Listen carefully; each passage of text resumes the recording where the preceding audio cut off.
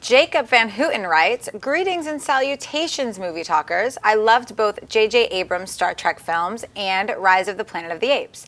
I was reading something and saw someone rumor that Rupert Wyatt was directing Star Trek 3. Then I saw other sites who said he was just a frontrunner for the job. Which one do you think is more likely or true? Do you think Rupert Wyatt is a good fit? Thanks."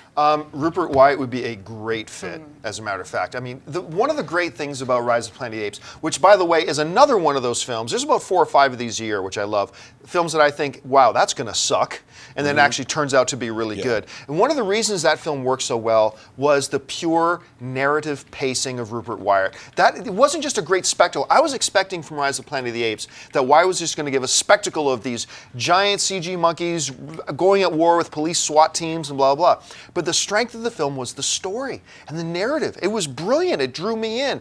And it did give me the spectacle at the same time. Perfect description for what you need in Star Trek. Now, J.J. Abrams did say, when he was interviewed about a month ago, a little under a month ago, he said, look, we would be really lucky, because J.J. Abrams is still a producer on Star Trek. He said, we would be really lucky if we can get a guy like Wyatt. So they are looking at him. They are talking to him.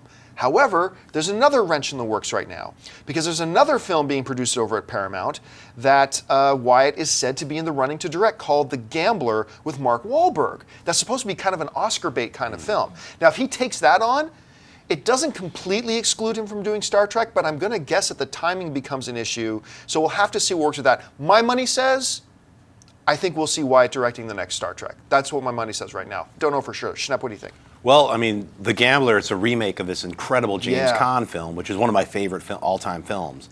Top 20. Let's get a little realistic. Maybe top 100. But anyway, it's an incredible film if you've never seen it. But to have Mark Wahlberg play an updated version of that character, it sounds fantastic with Wyatt directing. Incredible, but I don't see it taking that long. It's a live-action film. There's not a lot of special effects. They could shoot it all in like a weekend in Vegas. Literally. Go to Circus, you're done. It's a wrap. Start editing. So I think even if he does that film first, he could still shoot the Ape sequel. And I love the Rise of the Planet. Star Trek sequel. Well, yeah, the Star Trek sequel. I'm just saying the Rise of the Planet of the Apes. I also thought it was going to suck. I mean, those first trailers, if you saw those trailers, it was laughable. You know what I mean? And then I saw it, and I was like, oh my God, I'm going to cry. They're hurting Caesar. They're hurting him. Get revenge on the humans, So it was like, I'm with the apes at the end, And I never saw that coming. I'm a little worried about the sequel of The Planet of the Apes, because it's Reeves directing from Let Me In. I don't know if he has... Cloverfield. Yeah, I don't know if he has that touch that Wyatt has, the ability to get the emotion. And that's what made Rise of the Planet of the Apes work for me. Right. It was like, well, we'll find out. Yeah. I hope it. I really want him to nail it, And also, so Star Trek.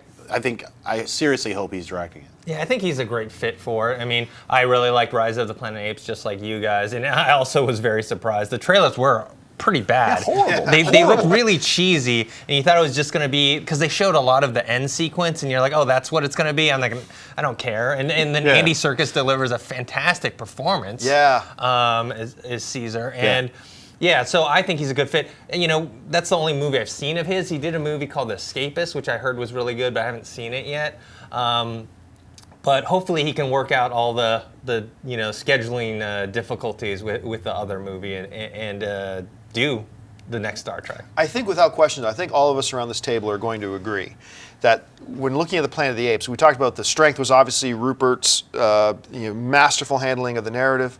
I think beyond a shadow of a doubt, what we'll all agree is the absolute worst part of that film was Malfoy from Harry Potter, the blonde kid who's Harry Potter's nemesis. I can't remember the actor's name. Was he the one who was like beating on the apes? Yeah, stupid apes, stupid dirty apes. No, but he's like, oh my. But you're so happy when he gets killed. Bad. Yeah, you're but like, he was please terrible. kill him in a horrible way. It wasn't just a bad character, man. That kid can't act.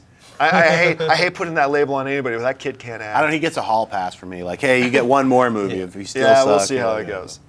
And don't forget to subscribe to AMC Movie News on YouTube.